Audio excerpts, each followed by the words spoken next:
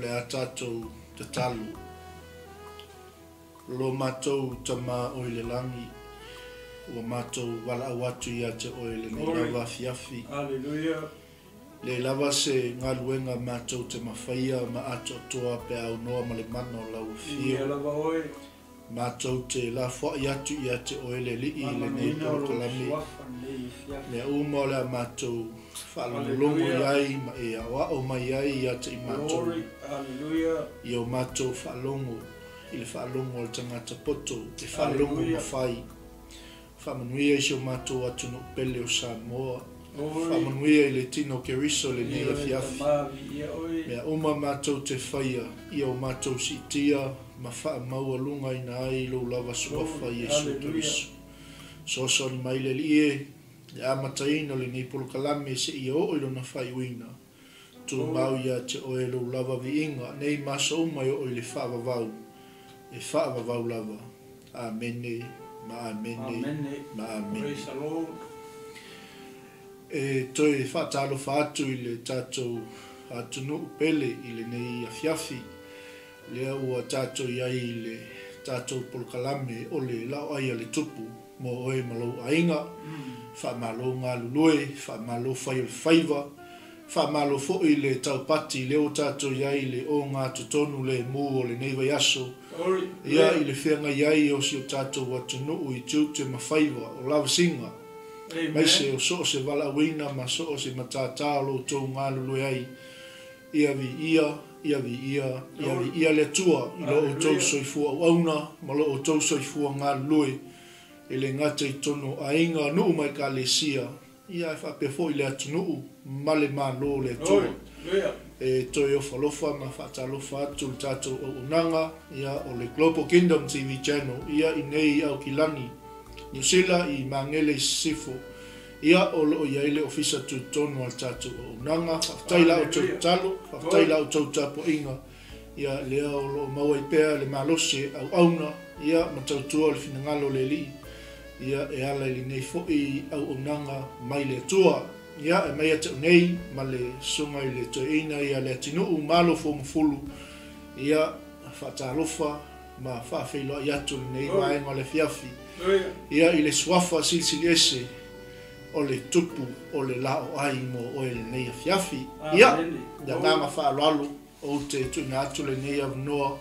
Ia, i le sunga ia le atinuu i sana saunoanga. Ia, e mesifoi o le amataina o le tātou. Tāpu whaaso le nei a fiafi au ne imsia.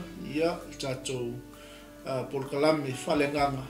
Ia, ua lou LAOAI i le nei a fiafi mo o e malo ainga. Ia, basta. Ia, na toi fono papi aku la foi tu sai malau saunoanga. Ia malau whawhelo i foi pa ia o Samoa. Ia kata i leo leo whengaru pa ia le tua nei tu la o le fiafi. Ia mai se foi o mapaanga le Global Kingdom TV. Ia usi kemisiano ma le au whatutu o tino kemiso. Ia o le au pa ia ma le au pe le fiafi. Ia nana toi whatalofa tu lava. Ia i la tos fasausaunga. Ia i nei tu la o le aso. Ia e manatu ia o le a tātou angai no le tātou TUPU. Ia o la ia i a fifitakas. Leo e sila ne lungo le screen. Ia naue ia ia le mo nei polkalame o whaingoina o le LAOAI al TUPU. Na hoi lau e sila ne i tusi. Le Mataio na sifuru tolu, foi upo tolu sifuru ma le wha. E whangata mai le foi upo e wha sifuru ma le tolu. A whaitau i le Mataio le Mataio sifuru tolu. E a foi olo o le tele i o whata oto le i totonu. Pe fitu e whata oto le i tonu i. O le ama le talano atu lai whata oto uma ia. Ai tasis whata oto leo le a ma... Foi lea ma whasoa toi le whiwhini, ia e manatu ma le taitonu. O whata oto uma ia le tonu le tusi lea, e linki uma e le LAOAI o le malo le tupu. Alleluia. Da, ona o whata oto ia, lea na saunoa ai Yesu, o lea fifi mai i to tonu mea lilo le malo le langi, po mea lilo le malo le atua. ne whatoa reveal ai I mea umaia ina ua fio mai ia le alo e to tasi o le tua. O mea ia, ua lewa na fia vaai e perfecta ma tupu I tua o le whiangainga tuai. Ai le vaai ai. Ona e umi tele le taimina. Le taimina le ua whanau mai ia le alo o le atua le tino. Lea la ua sau e la na sau noanga ia. Pe o le Mataio le sifuru o le ifa ta oto ia e te fitu o le lulu saito o le fua sinapi o fata oto uma ia. O le fatusa I le malo le tua. Mai e tusa malo le tua ma lulu saito. E tusa ma le malo le tua ma le fua o le sinapi ma le a. E tusa malo le tua ma le mea whawhifete. Na tuu e le whawhingi kongo le apa e whiwheke umai. E tusan malo le tua ma le titania. E tusan malo le tua ma le oa wana atia le whanua. E tusan malo le tua ma le tangata whaatau oa. E tusan malo le tua ma le upenga na lafo I le vai. O tala umala ia whawhata oto. O le whaakusa I le malo le langi. Pe whaatusa I le malo le tua. O kala ia whawhaka o lea fifi mai tonu mea lilo le malo le tua. Lea la whako a reveal ma me ia le taimi o Iesu. O le whalawe lawe. A saunoa Iesu I tala ia whawhata o toi le motu o tangata e le malamalama ai. E o fo I ona au so. Ai whawhata I so o Iesu. Na whisili a Iesu I kua ngā lako ma Iesu. Siri po le ale uinga o le whata oto ma le whata oto ma le whata oto. Peila o le whata oto le ala ma whaaso atu ai. Lei le foi upu le tolu sifun ma le wha. Se e whangata mai le foi upu e wha sifun ma le tolu. O le whata oto lea. O le whata oto I le titania. Lea o lea a matamata atu e foi le e fiaf. Ia se isi foi temi a ma whaaso atu isi whata oto ia. Ai ki kilo I whata oto uma ia. E link uma e whaakusa uma I le malo le tua. E tusa malo le tua ma le a. E tusa malo le tua. Pela le whakaoko le. Tusa malo le tua ma le titania. O le a ngala. O le alea ma whaasoa atu. Ma taratara no atu I le winga o le whata oto le. Ona o le foi lai fia malamalama I so o Iesu po le ale winga. Le ale winga o le whata oto le. O titania. Ai o le awa ai le tala ato le kasi e foi pule la mafia fai taua mua kui. O upu ia Iesu. Ne te mau le foi po esfulu iwa. Ona mamai e lola ia fai tau mai la foi pule tos full fa ai la lo foi fasu mato. Ia maka ko ma faso le fia. La fai tau atu la foi pule esfulu iwa I tau kuale esfulu to. Basta. Ia. O ia mata mai foi sualu masuriva. Ia. O le nei ina whaalongolongo mai ia o tou I le whata oto I le tangata lulu saito. Kasi la le whata oto. O le amareola le whata oto lea. A le la mao le whata oto lea o titania. A tono sisi teimi ma whasoa to le whata oto lea. O le foi pola sifuru iwa whamai. A whaalongo se tasi I le upu o le malo. Ai le lamona ona alu ane ai le o le ua leanga ua whao le mea sa luluina I lona loto o le mea lea sa luluina I le awala. O upu ia ka ufi whamawhaku I whaswai kau lea. Whai mai repu le whapea. A whalongo se tasi I le upu o le malo ai le lamona. O le whasamoa nga. Ai kamo e whai kau wha Peritania. O le understanding. O longa winga a makuara isi si upu I whapea. A whalongo se tasi le upu le malo ai le ma lama. Ta ua tele lalo kako malama I le. I tala whawhata oto ia. E winga I le malo le tua. Ma le malo le langi. Le rafe mai. Wha mai a kako le malama. Pe kako ke le langona. Ona alu wane ai le o le ua leanga O ele kaukala I fasi tau le. O ele uleanga. O ki Apollo. Po sakangi. O ia la le wifo a. Wa wifo fao le mea sa luluina I lona loto.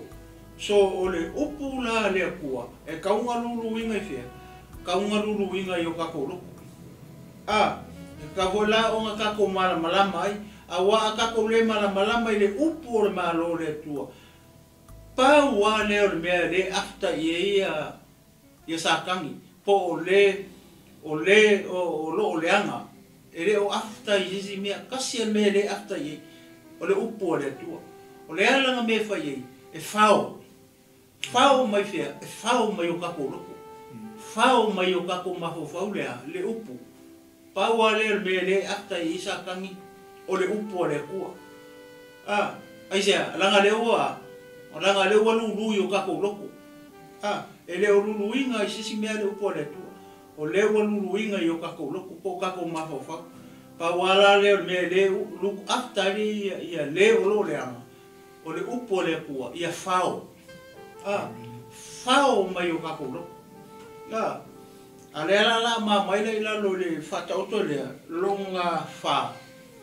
Le ala maleta no le saito lulu saito po le fu o sinapi po le mea fafete o le tita lia la le ala ma mo le mo ko ngi fi fa to le mata so le ala ma fa ka tu fo ipuya tolu fa ile fo ipu fa tolu wa bas ta fa tau fe wa a mata melo suma wa fetara tu Yesu ia me ile moto tangata I fata oto. Ua na o fata oto ua fetara ia tuai o ia te lato. Ina ia tau uai o le upu o le perfeta ua whapea mai. O te tautala atu I fata oto. O te tau atu mea na lilo talu o na whaweina o le lalolangi. Ona tu ina aile Yesu o le motu o tangata. Ua fale atu ai I le fale, o na o mai ai lea ia te ia o ona soo, ua whapea mai. Ia whaamatala mai a te mātou, le whaata oto I le titania I le whanua.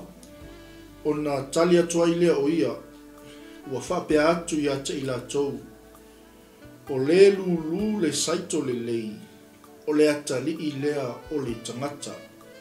A o le whanua, o le lalolangi lea.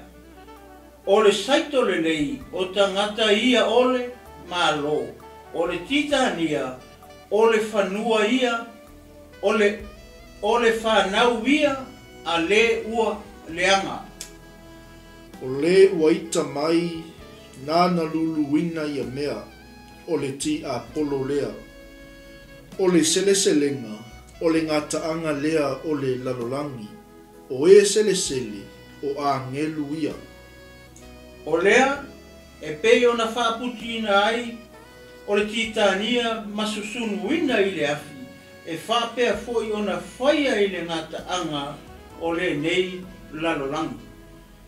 E au ina atu e le atalii o le tangata na a ngelu, la tau te whaapoto ina, nai lona malo mea uma, e tausua iai ma ea mio leanga.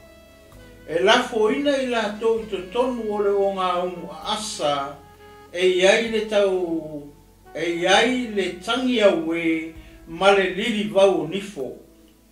Ona pupula I lea o ea mio tonu e pei o le la I le malo o lo la tautama, o le ua iai talinga e whaalongo ai, I nā whaalongo mahia o ia. Amene. Hallelujah. Ia, o le whata oto la le titania. Amen. Pei o le na a mata atua. Le ala e fesili ai ia so o Yesu ia Yesu. E le fesili ele motu tangata. O le anga o le pongisa ele tua le motu o tangata. Ma fua mai la I tusa ma tala le perfetta. E whaalongo la koula ko la tau te le la mona. E wā ai e le la kou ke le iloa. o upuna perfecta Isaia. Nyawa ko mention mai ile. Alela o mai lalo I. Lela o fesidi lola fa pe fesidi a so Foi puna e tolu ona tu ina ile Yesu o moto tangata u fale atu ai le fale ona o mai ai lea ia te ia ono so ua whape mai ia e whaamatala mai a te mātou le whata oto I le titania I le whanua. Lea lau whamakala Yesu I onga so le winga o le whata oto lea. A whawhea le motu tangata e le umara malama le motu tangata. Ngā o so o Yesu le whamatala I le winga o le whata oto lea. Ai o le whata oto, o le whaakusa I whea, o le whaakusa I le malo o le atua, po o le malo o le langi. A o lalo ngei le lalo langi, le tupu o le mea, I le taimi a o iai Yesu I lama ministry I le kimo ngei. Nia lau o mai loa la ia Yesu o Yesu e fesini ia Yesu e fia mala malama, ma ngai a kere. A fua la foi o posfuru iwa le o foi ka ua mua kua. A fai e eise si e whaalongo I le upu o le malo a e le lama. Ka ua kere la lo kako malama I le whaka oko I le winga I le malo o le tua. Peila o le whaka oko lea I le titania. Lewo ma Yesu o Yesu e fesini ia Yesu lana winga o le whaka oko lea. O le titania le whanua. Ma ngai e fesini. O lea la ngona le o le uso. Fia malama. Whaatatau le foi upu lea mangkua o le upu o le malo. Lea fifi mai kongo mea ka ora kala whaka oko. Lea la reveal ola e Yesu I mea lilo o longa malo. Leiko konguanga saunuanga I saua I upo whata oto. Kilo iai. E lua ia tangata ia lulu I. Lua kangaka lulu. Kasi I whangua. Ai kilo I tangata ia lulu. Ese mei e lulu tangata ia tōrua. Le whamai o le hatari I o le tangata. O le whamakala Yesu whamai. O le lulu saiko. O le akari I ngā tangata. Ai o le saito. O ia o le whanua. O le larolangi. Te whalongo lei mai a. O le lulu saiko, o le atali o le tangata, po o Yesu. O le whanua, o le lalorangi. O waenga tōru, whai mai, o le saito le lei, o tangata ia o le malo, o saiko le lei. Wha, o le titania, whai mai, o le whanau ia a le o loo ua leanga. Pei se mystery le kangaka lea, whamai o whangau a le o loo ua leanga. A ka kirikiro le kangaka lea, or ki Apollo. O leanganga, mantua le se kingo. O ia nga, o leanga ke lulu o lea, le titania, lulu I fea, lulu hoi lai le larangi por whangua. Ai mangkua, o I hoi le lulu I Yesu le pole atali o tangata. Ia le saiko le. Kusa lua mea wa lulu, lua ia, skarwaka lua ia tangata, fo ia lulu saiko, po soas. Ia ai ese la mea lulu. Pe o le ese ngana na. O le si vaenga. Fa mai o le ua ita mai na lulu ina. Lea la. Oai, o le ki Apollo, le umai komu I le kala, o le titania, o le whanau ia a le ua leanga, wa e la le whangau a kama le, pa mai o le titania, o le whanau ia a le ua leanga, o le ua ita mai na lulu inga, o le ki Apollo, le ai kongo fa ipu ia pe ngoma fa tau atu ale o kango hole le fa ka ko fa pe inga ia fa ngo fi e nga fa ia tu ma fa so pe fa yo nga kisi sila tala mai va ai le o le si va nga fa mai o le sele selenga wa le ia se selenga o le sele selenga o le ngata anga lea o le lalorangi fa yo fa longo mai mai fa fonga mai maka upu le vini ia mauki ngoa ma lo foi ma ui ma tato umor tino o ke viso ele me ka o se lenga o ka ko wola la ele la rangi nge ma ka ko ngalulue ele ngalwenga le tua ia ko va aile le po sa o ia le famua ngai ke ia ia o risi vai nga po o se saiko lelei po o se titania langa leo la fa kasi el famua kasi o leo la fa kasi el titania ma saiko lei fea ile la rolangi nge ka buke so ia ngai kisi la fia oi makele fa masingor me nga le ala le mate fa mtala tu le fata otole inga ia ka ko mala makini ia ka pengai ngai ka ko mo ka ko loai po fe ko ngore ka ge ia mai loai fo e tanga tala ba ia po ia o se saiko po ia o se titania fai e si la fia o skarfa ka o o le saito o longa wino o lo makai ia le tali o tangata le anga lulua fai o skikangia le foi la o ke lo le ia ka nga lulua mai au I kongo la langi ai o ki apolo po le fa mai o le uaita mai a kirkilo la ia le mea tangata sakangi le fai por ki apolo le o sambo ia lulu marki ka ngi fe ile la lorang ka kirkilo le fa ka opo nga mua lulu mua nga lulu le tali o tangata le saiko le lei le la lorang po famua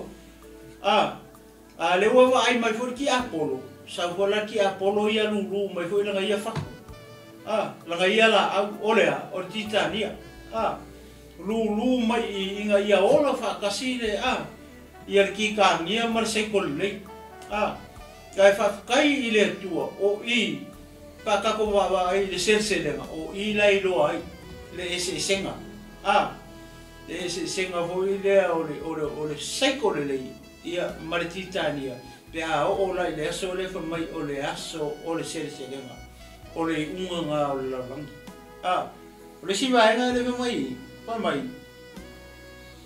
mai o sele o angel o ila koula ia fai le senselenga fea ile aso le senselenga le fa mai o le unga o la lang le aso nga senselenga ele sele la ni kanaka soifua la pela fai tangata se lenga ala tali o tangata o anga angel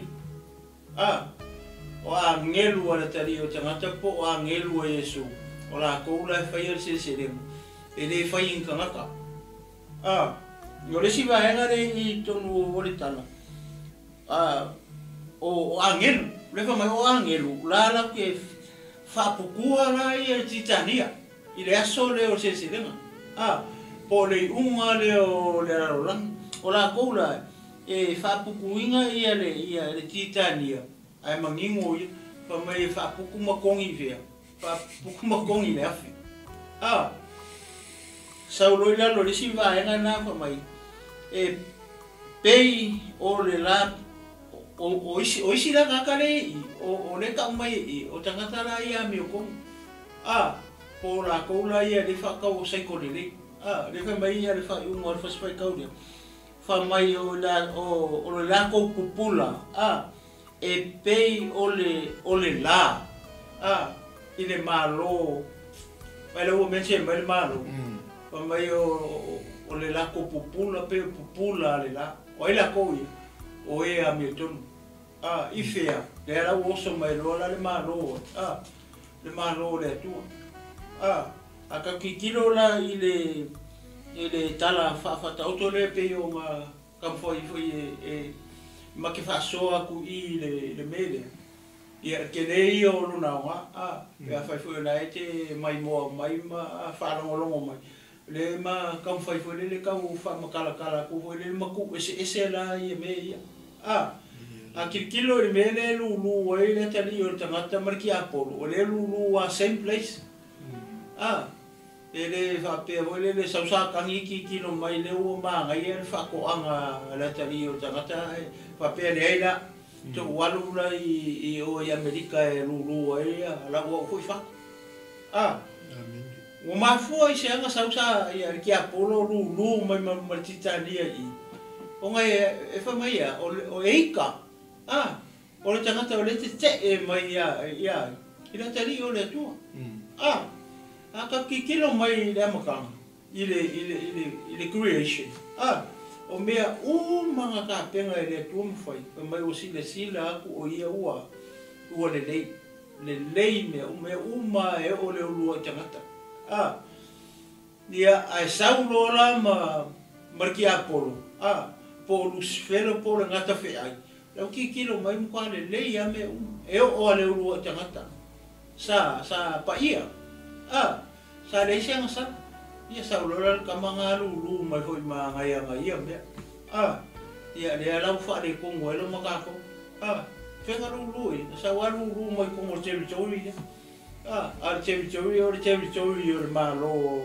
o le lan le sa pa ia me uma le lei me ala me le mo chevi chevi ngau masala o sa ia le ki apolo lu mai e foi la ia fa ia le lau ka ko fa penge ia ai fa taila pe o fo ko fa mangaku mai o a fio mai lola Yesu reveal me le sa fi mai me ali lo malo ko fa ka oko ia fetalaima mo fa mala mai yo nga uso fe ko le mo el ka ko mo pe ka ko sana mo ia matalia na ia o mai ia mai lo ai po o se sekolele ia po o se titani ia pe se ola le ko e fa po ko pasta i vai nga ia pe o le tam foi leo Yesu e fa mala mai e fa ta otole i le titani le nga le ofisi le yo so po le winga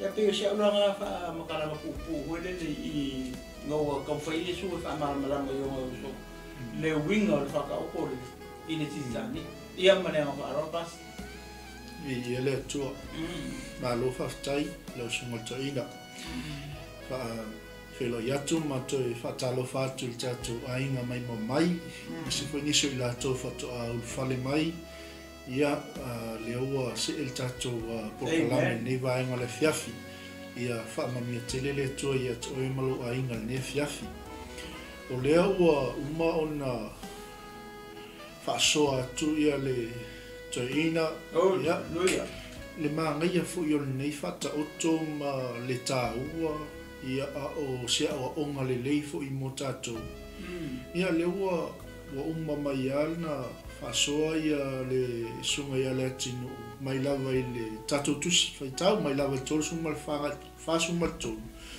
ale ala o le ama tala no lola ma koe highlight atu ia vainga tāua.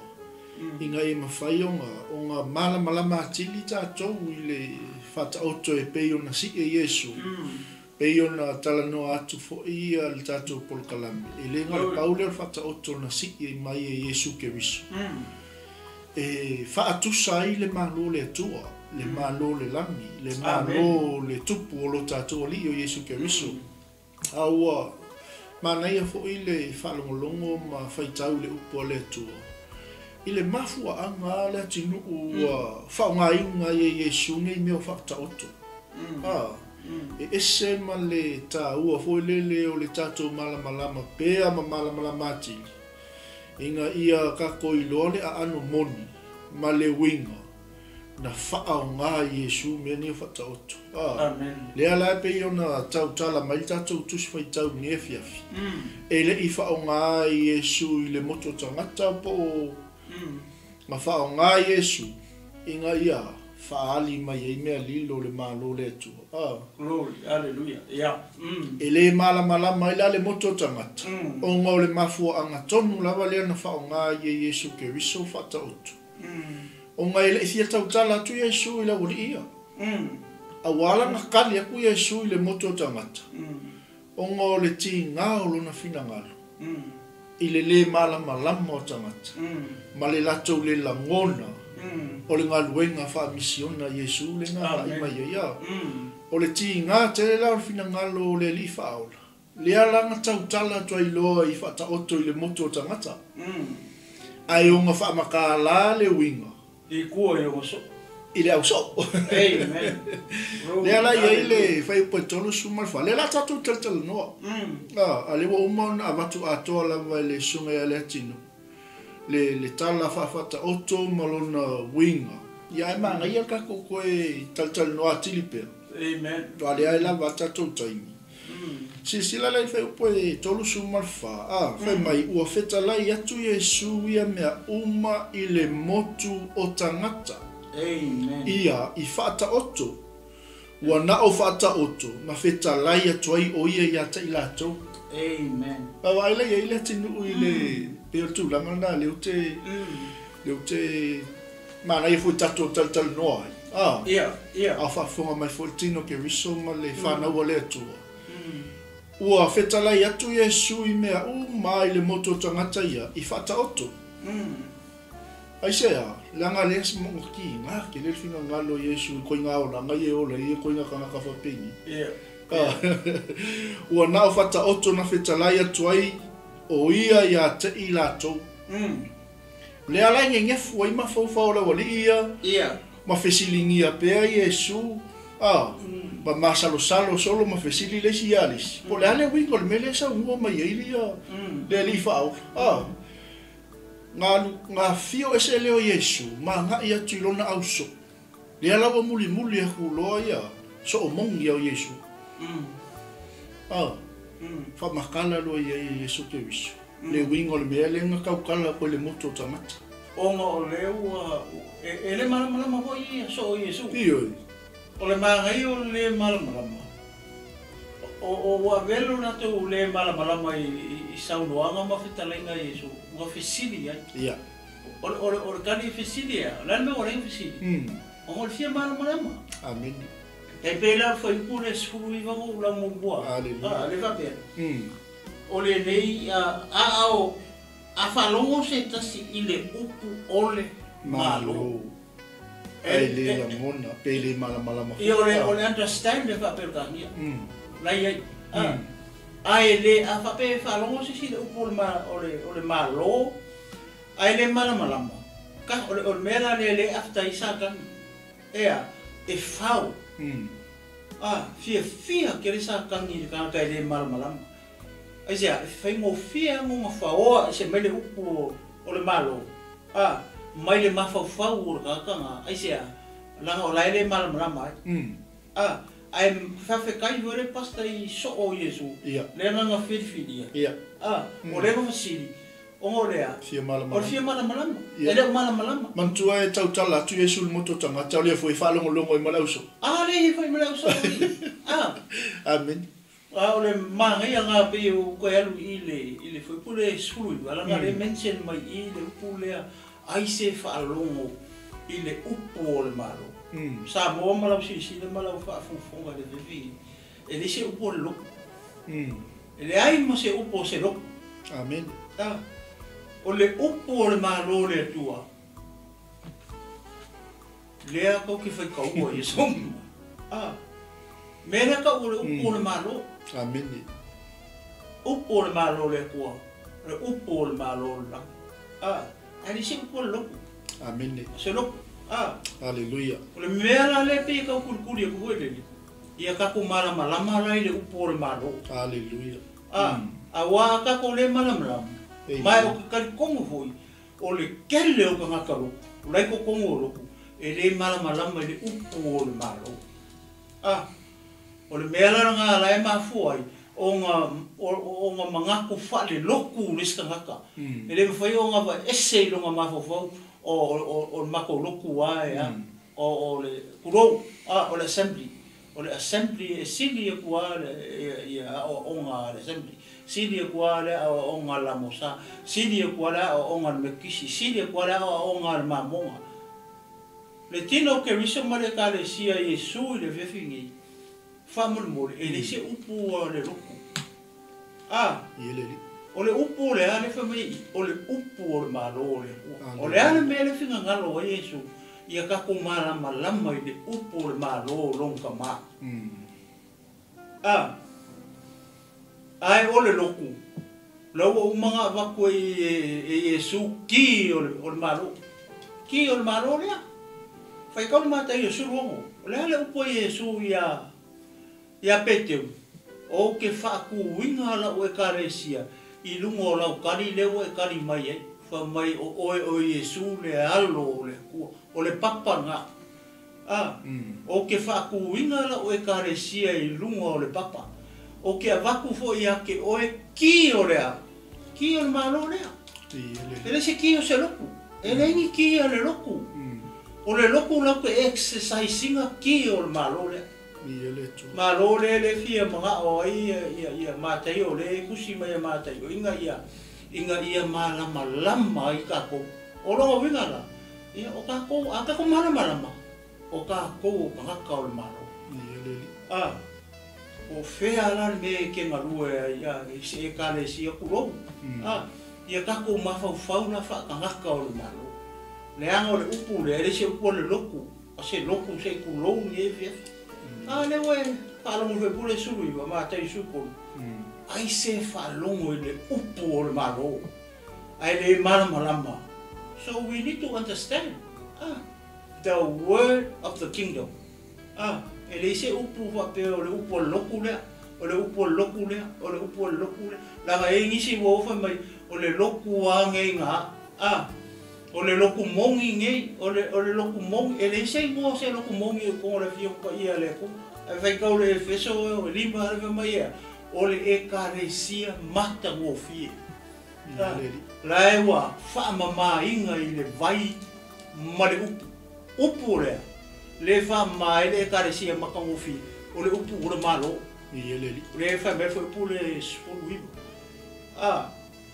ka ua ke le pasta kai pe me le wa ka o inga ia malama lama le o ke siano ma le o fa ko ia maletino ke viso i le winga loko me o whakaoko le afifi mai kong mea lilo le malo ia le tua ia pe sia le koe sosongi ma e ke le ke sa mo ala koe whapapoku le moni wha maoni wai o le whemele mauna a le langona la e tangata le upo le malo le atua o nā luani ai leo leo waleanga ua whao le mea sa luluina i lona lotu o le mele sa luluina i le awala le o whatusa mai amen e Yesu le e se le tau o marai ke le tūlanga le te whaasoa e le se upo se lotu se tulo amen e le se upo se tangata se tulo e le se upo se talitonunga amen po le alava le tuainga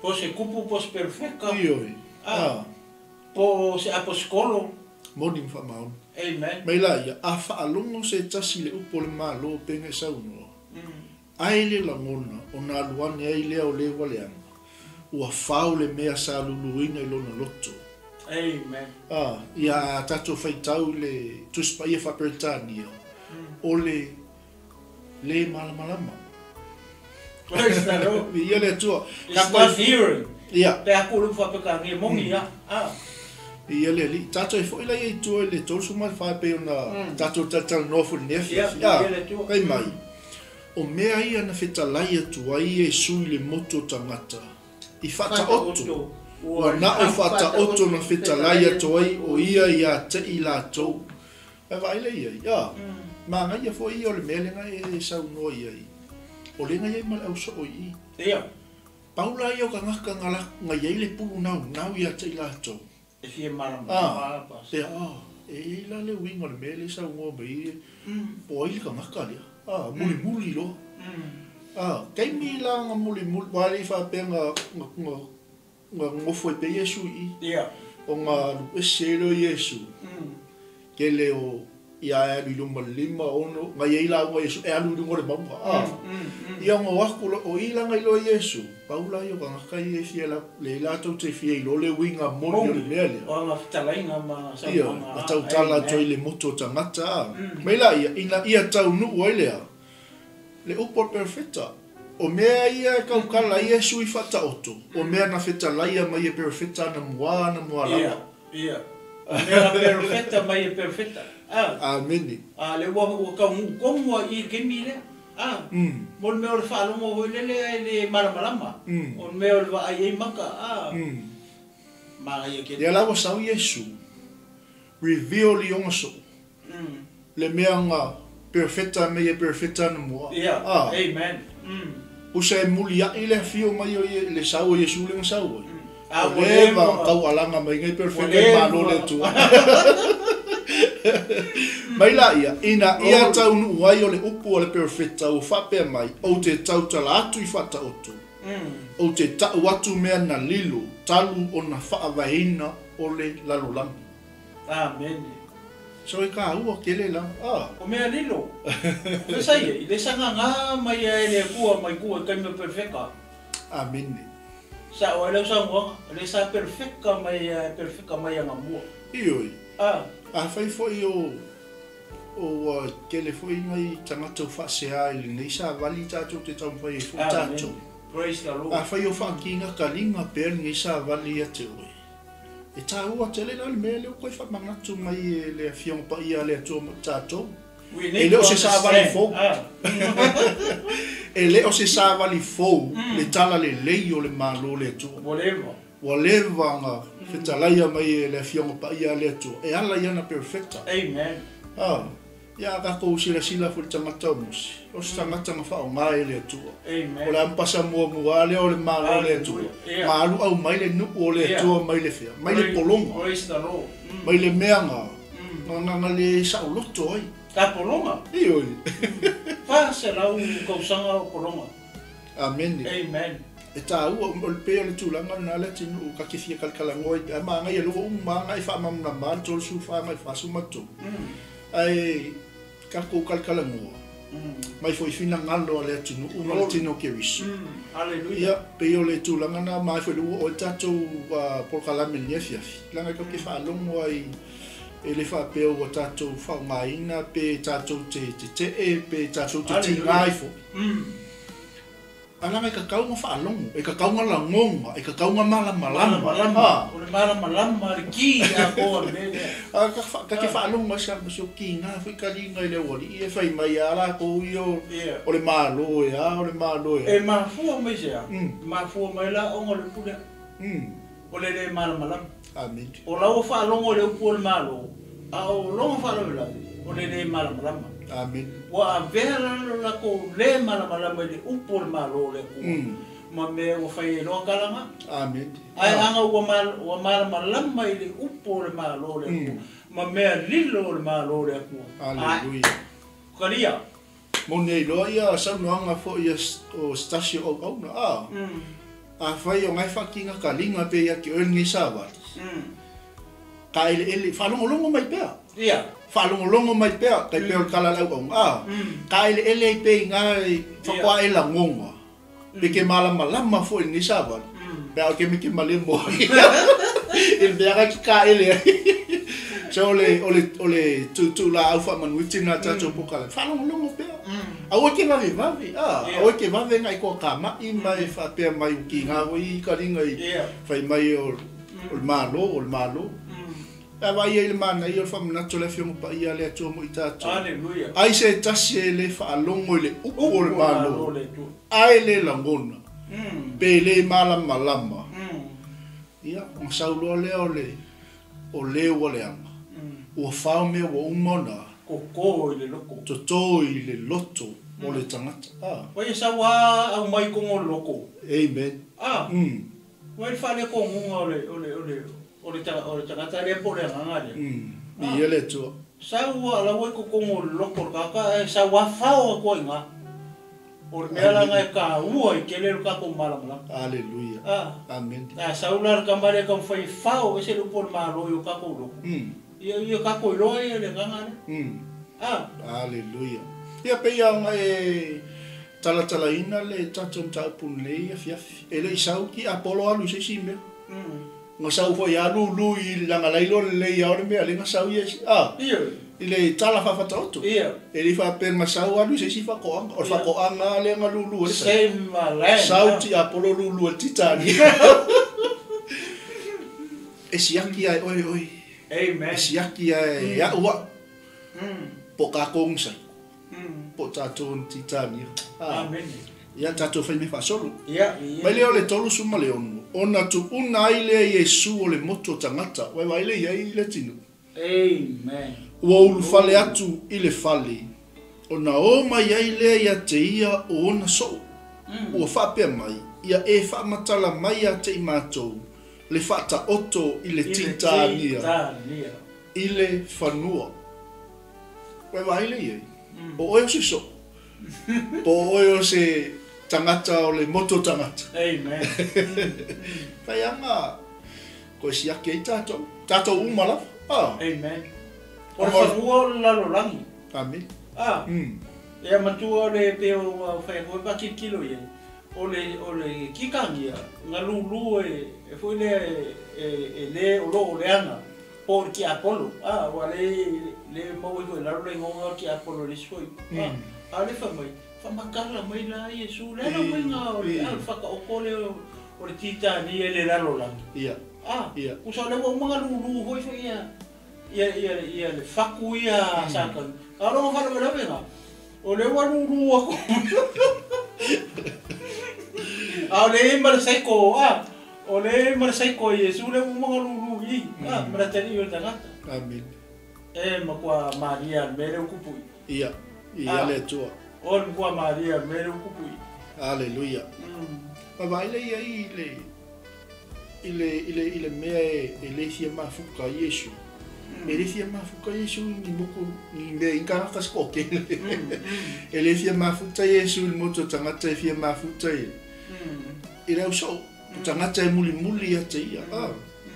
Mela eu fa pe mai. Fisilia ko mala so ia Yesu se fa makala mai apla le wingo fa ka ko le kikani ia male. Il fan wale ngai tautala to il moto tangata. Ion talia tu lo leo Yesu I leo so mai o le lu le saito le lei o le ata li I leo tangata o le whanua o le lalolangi lea ia pei le wo manga ia o le saito le lei o le tangata ia o le malo o le titania o le whanau ia a le ua leanga o le waita mai nana luluina ia mea o le ti a polo lea o le seleselenga Manga ia me lea le tino. Amen. O le ngata anga lea o le lalolangi. O sele o angeluia. Wow. Praise the Lord. Manga ia o le manino. In order mai Yesu le fa makalakalanga me le winga o le Hallelujah. O le fatauto le pas. Hallelujah. E le tino. E le documentary na o Mataio. Ma fa so mai la stasio o na le tua I le kalesia le I semana. Taimi o le fa po ngati ina o le kalesia ma le fa sawaina o le kalesia o no la to mau ia ke wiso. Ke le ia le ua le ia sisi le mala mai ngamia. E ila le moli mau o le tangata le au na le tua I se tasio o toia ina ti a kono na ia tono le kalesia le se mwana I le taimi leo le fa le ina o le kalesia o no la to mau ia ke wiso. O le o le taimi o le fa sawaina ma fa popo ngati ina. Ai lai alanga mai ale tangata. O le saito ke wiso. Usa wa kuai fasioti. Au wo fia feoti tangata no la to tali to nunga ya Yesu. Amen. Fa matala o fa longo fa pe so. Ma ngai fo le ngai mau pe ka lu ma mo le mau ya ka.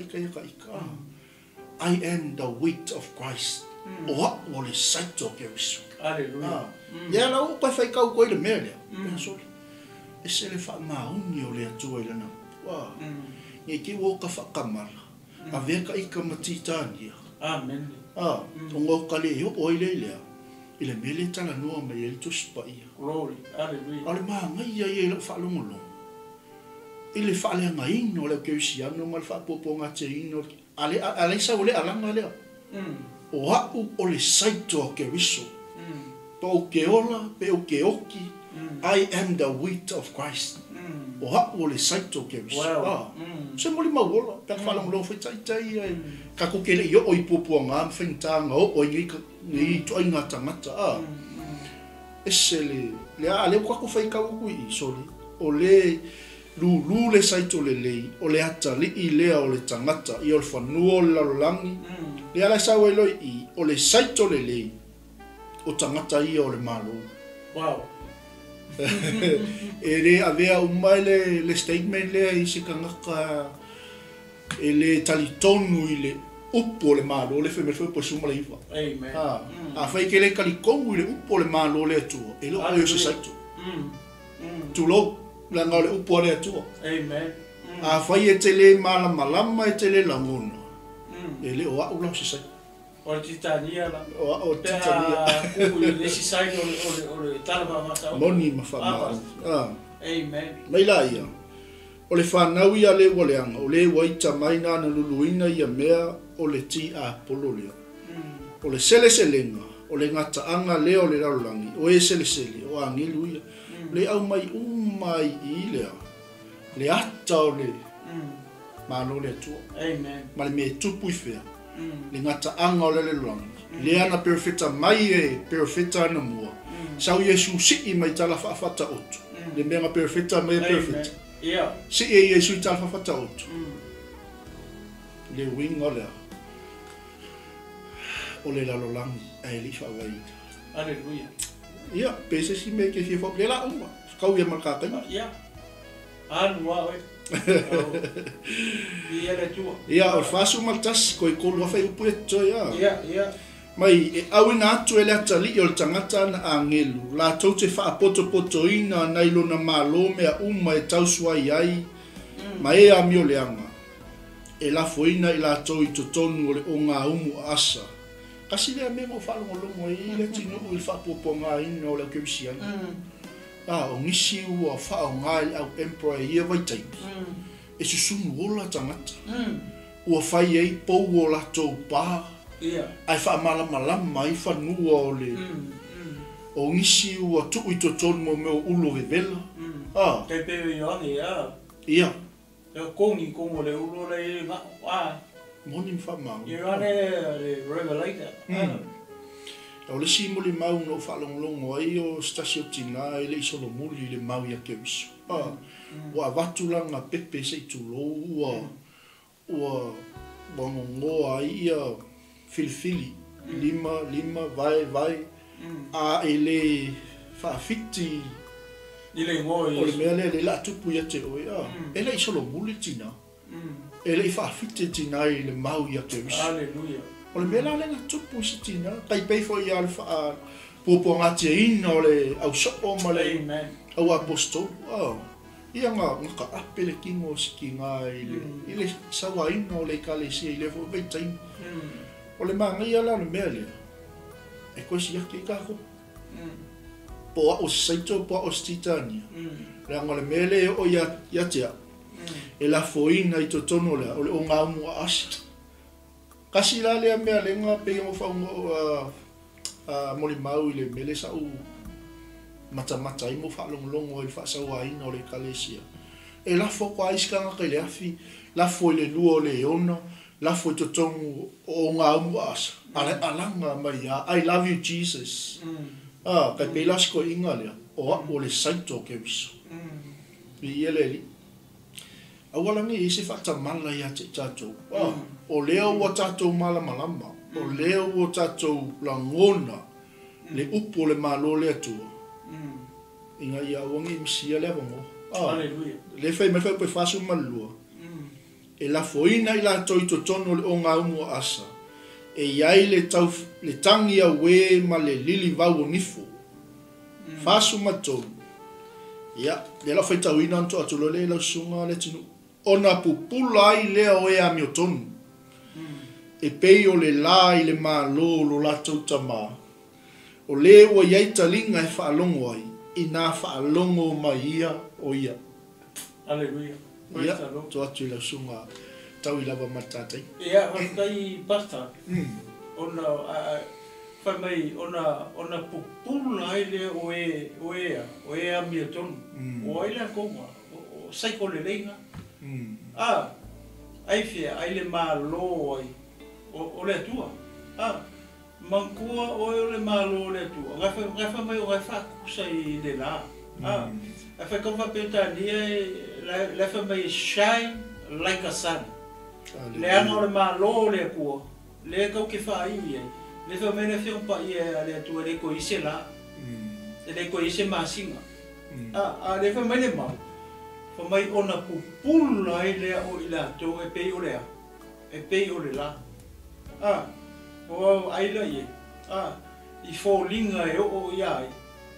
I ate o i pawha pe o e makako o tangata miotonu. I a kako ku maua. Au wa mga koe malu e lue i a lo taritonunga ma lau whaakarikaringa e Ia kai peo mea wha makala koe pasta. O le winga o le upu o le semurana. Le karesianga o le persecuted church. O le karesia fo lele o sawainga. O fasiokia o lako. Ka le winga nga le upu semurana. O le persecuted church. Ia aka kulikilo la i le ata le matua o le ata o le tala whata auto.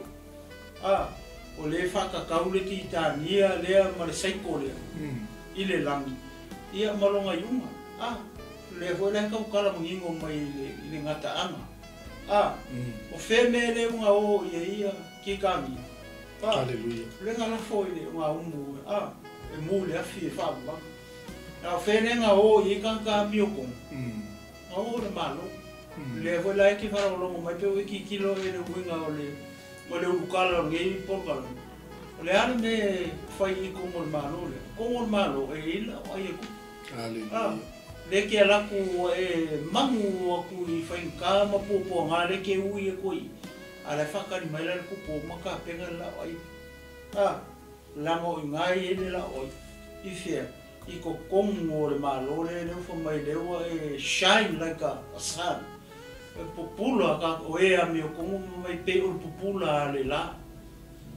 O le malo le ko le ko ise la le ko ise masing. E wha mai o le mala malama o ka mai mamoi. E malama, wha malama lama mai le ai. Le malo le o le kua. Lewa e uru whale a kui ai. Le wha marikusi. Pei o lea. O pei o le pupula le la. Pasta, kasi eskusi le kuwhima o whaikau o kunga. Tani elu sifuru lua whamolmoli. Amen. Tani elu sifuru lua whai upu e tolu whamolmoli. Le kau kalala i. Kari tautala le tani lea. Kale kumau. Kumau e le whefo ia i o lako langa. E le o luma o kua. O au kafa. E le e sanga vali e luma. O afa afi ka uri ma whainga ka. Le mera whia pa ia le tua. O kua o poponga. O laika oko mai le mangu ia o manga penga e le ku. A whai la o le keusiano e ke fia ui. Hoi lele e ke vai a kulo e poponga e le koe no kulo. Mai sola lo. Le e. Ai le proikinga pupuanga nga mai le ui ko kongo pupuanga ke le vai le manguia le kua. Ia pasta o le maunga pa ni o ki tau mai wai. Tani elu e sulu fai peto. Ia le li. O e popoto fo'i. E poi luma tolu. Ia. E to telefoi o e momoi le fuefo le ele. La tau te ala mai. O isi i le ola e whaavavau. O isi i le whaalumaina ma le inusia e whaavavau. Mai le whai pentolu. Ia. O e popoto fo'i e whepulafi I lātou whaapei o le pupula o le langi. O I lātou fo'i ua whaalili wai tangata e toa tele I a ami o tonu. E pei o whetū I lātou e whaavavau. Lava. Amini. Oi vai lai. O fōringa la I o. O tangata I le whamai ami o tonu. Ua le hoi mention mai I le upule o le ami o tonu. A le whamai ea. Whaapei o le pupula o le langi. E makua o le malo o le kua. Le ko ise la. Le ko ise masinga, le ko ise ku. A le whamai whaapei o le pupula o le langi. Whamai e koa kele. Whamai e whaalili wai tangata I tō tele I ami o tonu. E pei o whetū I la ko. E le whamai ongi wheku. But they are like stars. O fōringa ngai fōringa mai kaka ia. E pei o wheku o le langi. Ai le ui wheku. A veo le kikila kulang o wheku le nunga le langi. I whape ngā mara lo pupula ke pupula I whea. I ko kongu o le malo o le tu. Amini. Ma fua aisea. Ngā veka kou ma saito le leia le tua. Ma ea mi o tu. O ngā la le mea la le ka o le poko. Amini. Le ka mai e. O e popoto foi. E whepu lafi la tau whaapei o le pupula o le langi. Ko mai alfa I unga whepule anga ma I le whata otu. Pupula mai le o la o ea mi o kou.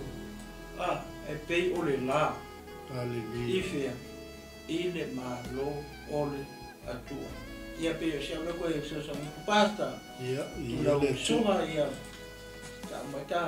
Ia le tua. Ia le li. Malo. Ia o le tatou o le kalame na nea fiafi o le LAOAI al tupu mo oe malo a inga. Malo whaftai fo'i le whaavungoina o lo taimi. Ia mese fo'i. Ia o le tatou whaalongolongo le upo le atua. Ia e pei on tatou whaalongo le nea fiafi. E le tali tonunga ia o lea ua stawi fo'i ia le tatou taimi le nea fiafi. Ia oni MCA le tulai 5 ia lea tapena mai ele sunga le whawhengainga ia fiu. Mo le tatou taulanga fiafi. Ia manisi o tatou polkalame e pei ona whata oto. Ia mo le neifo yaso, mo le neifo iwa yaso. Ai mo le atu le nganga whaftaitele sa moa. Lau tapo inga, ma lau tau tatalo.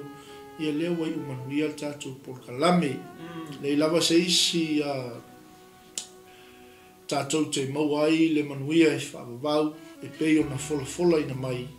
Ua na o le tangata e langona ma malama I le upu o le malo le tua. Hallelujah. Ia o le neia manoa tāua o le atu ina atu I le tamaia le atinu. Ia e moli atu fo'i sa maua whaftai. Ia e mese fo'i o le whaafunga mai o le tatou ainga. Ia e mese fo'i o le tino ke riso iso stafa e fia o le neila lo langi. Ia ma saunia se tatalo mo tatou umalawa, tatalo le whaolutanga, talo whaamalolonga. Ia o te talo e whamanuia I tonu o tatou ainga. Ia ma whamai aina tuai le au onanga o le LAOAI al tupu le nea fiafi. Ma le anganga whaaloalo. Ia, whaftai bas.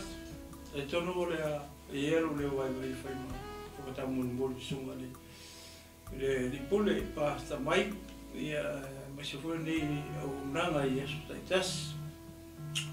Ia e momori tuai le anga whaftai tele I le tine o kiriso, le au whaimutua, ia ma le au paia, ma le au pele fefe. Ia ona o le tau nofo tapo ia fo ia lei ngā luenga whaiwhaiso. Ia mori atua I le whaftai au ona paia le tua mo la to wharitua. Whapena o na whainele maru tonu Aotea o nei, ia whapetulu inga o nei larolangi o lo whapena o na maua mai e fo ia. E aloma ta mawhanau o Samoa, ia o ta se tulou, ia ona o le tala inga o le upo o le malo le tua. Ia malo le on sai malo whatotoa ngā ruenga le tua, e manatu mateptunu, ia tele ni anganga manu malo ina I lo tu whaiwa. ia mo le malo le tua mo le foi le nga whaftai foi i wo mai masani ia o ka pena ona tuli mata ia pele porkalam ia awa lava se fa malustino falenganga ia i le taimi ia mo le toile nga whaftaitele ia mai se foi o tō tatalo ia mo le nei o unanga ia mau pere malosi ia whapena ona whataunu inai ia le nei ala hata mo le nei porkalam ia so te tas ia mi ia le tua i le manatu mau se wha manga palenganga mata uwhi nei fiafi ala lupo le tua ia e tā oso ina i pēa lo tangata ia i nei fiafi ia o le temi nei ia o le whaita talo a maea ia o le tātou malo o lea i nei fiafi ia whaftai tēne no mātou tua whaftai mo lo upu le ua mātou whalongo le upu o lo malo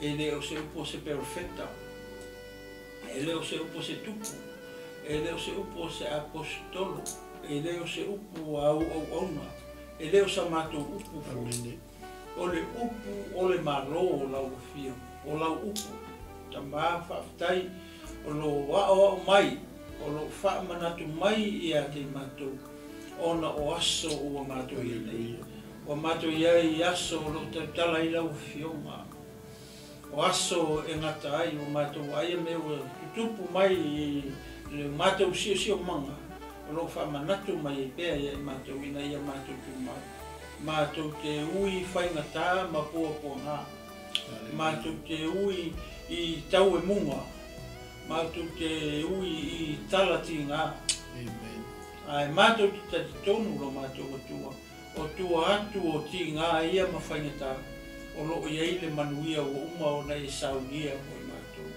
whaftaita mai te reo na nā ia mea i mātou o uma o nei whailoa ia mea uma mātou te ui e tua ina ia mātou wea ae i le manuia i lo malo lea o le malo e whaavavau o le malo e le lulu ina ta maa whaftai mo le upu i nei e fiafi o se upua maa tautala ai ma mo le mau ai e le tusa ma lofi na ngaro tama ia whamangalo ai i ma ua o ona whamanuia ia le tino kiriso ma le upa ia ma le au pele i nei e fiafi ia tele ni au whamanuianga i lo ainga ma lau e kalisia i nei e fiafi tama ia ua mātatalo le li e nei e fiafi ia tuina tu foi la o auna pasta Mike o po le li pule nei ala ata man nei ala leo ia anga le nei fo la o fio nei fiafi o mora matu tuina tu i la o fio